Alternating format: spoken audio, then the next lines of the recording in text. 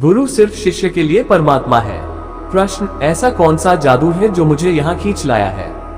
घर पर या बाजार में जहाँ भी रहता हूँ आपकी याद आती रहती है, ध्यान में भी आपकी याद आती है तो आंसू बहने लगते हैं। न कोई मांग है और न कुछ, मैं क्या करूँ? सीताराम। इन आंसुओं में डुबकी लगाओ, ये आंसू परम सौभाग्य के आंसू हैं। और जो अभी तुम्हारे हृदय में मेरी स्मृति है, उसी स्मृति का सहारा पकड़ पकड़ कर धीरे धीरे परमात्मा की स्मृति को जगाओ।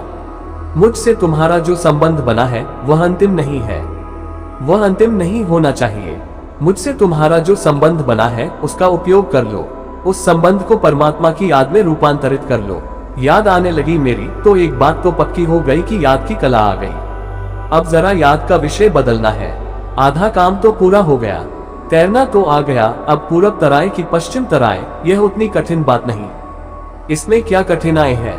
असली बात कठिनाई की है याद। तुम कहते हो ऐसा कौन सा जादू है जो मुझे यहाँ खींच लाया? जादू चल गया, असली बात तो हो गई।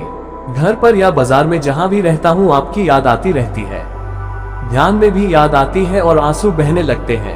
अब धीरे धीरे मेरी इस याद को परमात्मा की याद में रूपांतरित करो।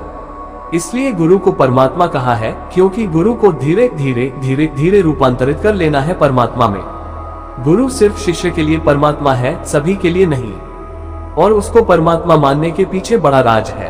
राज यही है कि अगर वह परमात्मा है तो ही हम उससे परमात्मा पर छलांग लगा सकेंगे, नहीं तो छलांग नहीं लग पाएगी। गुरु ब्रह्मा, गुरु से तो शुरुआत है, वह तो बीज है। गुरु ने हाथ पकड़ लिया, अब जल्दी ही गुरु का हाथ परमात्मा के हाथ में रूपांतरित होना चाहिए। याद आने लगी, शुभ घड़ी आ गई, आंसू बहने लगे, बड़ा प्यारा क्षण है। अब इसी याद को परमात्मा की याद में बदलना है। अब एक कदम और उठाना है। जब मेरी याद में इतना रस आ रहा है तो उसकी याद में कितना रस न आएगा? और जब मेरी याद में इतना जादू मालूम पड़ता है तो उसकी याद में महाजादू नहीं हो जाएगा? निश्चित हो जाएगा।